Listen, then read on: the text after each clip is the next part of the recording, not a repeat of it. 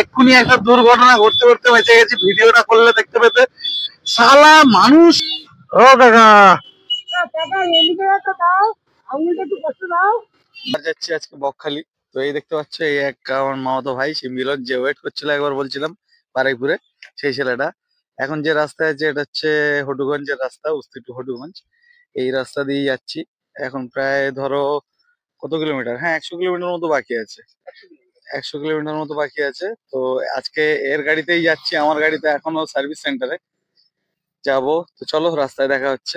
এর আগে একবার গিয়েছিলাম, কিন্তু তখন অত ভালো করে, অত সুন্দর করে ভিডিওটা করা হয়নি, যার কারণে প্ল্যান হলো যে ভালো করে আরেকবার যাই, গিয়ে ভালো করে ভিডিও করি। কারণ আগের বারে আমার বন্ধুদের সাথে, অন্যজনের সাথে গিয়েছিলাম। এখন যার সাথে যাচ্ছি সে আমি আর মিলন, শুধু দুজনই যাচ্ছি। আর মেন পারপাস এখন ভিডিও করার জন্যই যাচ্ছি। তো এখন আরো ভালো করে এক্সপ্লোর করবো বকখালিটা, অনেক অনেক জায়গায় যাবো যেখানে হয়তো অনেকে জানো না জায়গাগুলো। আগের বারে তো অ্যাকচুয়ালি রাতে ঘুমও হয়নি। আমি সেই জন্য প্রেফার করি, যদি কোথাও বেরো তাহলে ভালো করে ঘুমিয়ে তারপরে বের হনো উচিত। তো আমাদের একটু দেরি হয়ে গেল। মেন কথা ব্যাগের আংটা কেনার জন্য, মানে ব্যাগ সাইডে যে ঝোলানোর জন্য আংটা পাওয়া যায় না, ঝোলানো নয়, দড়িওয়ালা আংটা, যেগুলো বাঁধতেও পারবে আর ঝোলাতেও পারবে ব্যাগটা। সেই আংটা কিনলাম, যার কারণ দুজনের ব্যাগ, কাঁধে দুটোই ব্যাগ ছিল আর বাইক একটা, তো যার কারণে অসুবিধা হচ্ছিল। তো আমরা ভাবলাম যে ওইটা কিনে নিয়ে এখন ব্যাগটা মানে পাশে বেঁধে দিয়েছি। তো এখনই যাচ্ছি। রাস্তাটা আমি ভিডিওটা চালু করেছি কারণ রাস্তাটা আরো সুন্দর লাগছিল। এক্ষুনি একটা দুর্ঘটনা ঘটতে ঘটতে বেঁচে গেছি, ভিডিওটা করলে দেখতে পেতে। শালা মানুষ, মানে রাস্তায় বেরোলে ওড়ে, শালা কিছু বলেনি, বললেই ঘোরাতাম গাড়ি।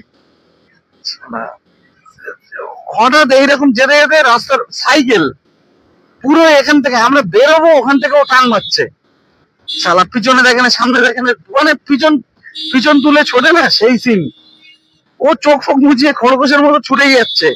আর শালা লেগে গেলে তখন ও, আমাদের গাড়ি মোটামুটি 60 থেকে 70 স্পিড ছিল, তো ওর যদি লাগতো, ও সাইকেল ছিল, আমাদের সেরকম তো কিছু হতো না, হয়তো পড়ে যেতাম, পড়লে লাগতো ঠিক কথা, কিন্তু যদি না পড়তাম ওর গাড়ি ভেঙে যেত, কিন্তু আমাদের সেরকম কিছু ক্ষতি হতো না।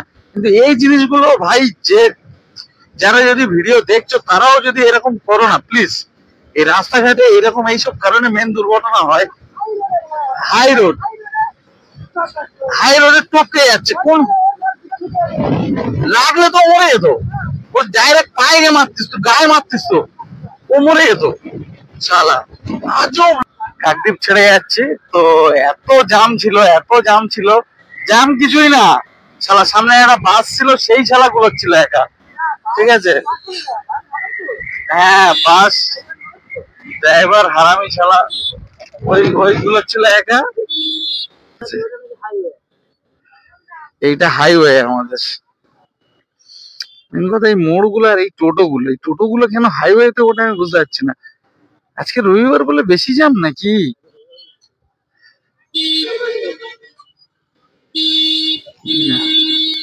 ও কাকা,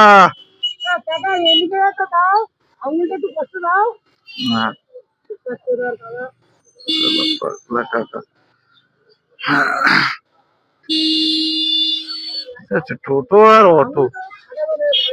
হ্যাঁ, টোটো আর অটো একাই রাস্তা জ্যাম করে বসে আছে। এ শালা এরকম করতেছি কেন রাস্তার মাঝখানে এসে? এদের ধরে শুধু পেডো। আর এই দেখো রাস্তার ধারে কিরকম, বোকা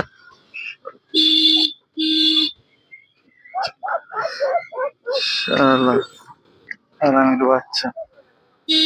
দেখতে পাচ্ছ জাম, সামনে গিয়ে দেখবা হয়তো কোনো টোটো ঘুরিয়ে দাঁড় করে রেখেছে, নাহলে কোনো লরি দাঁড়িয়ে আছে, অটো করাচ্ছে। কোনো দরকার নেই, এমনি দাঁড়ায় ওরা, অন্য কোনো কাজ নেই। আর সিভিকরা শুধু এসে হাত দেখায়, আর কিচ্ছু জানে না ওরা শুধু এই ऐसा ही होता है।